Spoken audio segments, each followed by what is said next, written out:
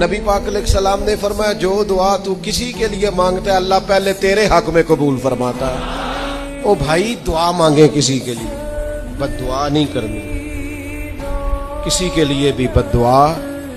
नबी पाक अलैहिस्सलाम ने 3 चीजों का नाम लेके फरमाया ना अपने आप को बद्दुआ देना, ना अपनी औलाद को बद्दुआ देना, ना अपने माल को बद्दुआ देना।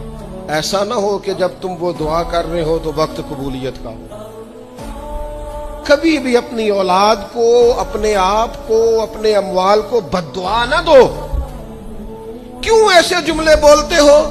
यानी गुस्से और जलाल में भी जब अपने बच्चे के लिए बात करो तो प्यार वाली बात करो। गुस्से में, जलाल में, जज्बातियत में भी बहन भाइयों के लिए, घर वालों के लिए, अपने लिए बात करो तो मोहब्बत वाली बोली बोलो।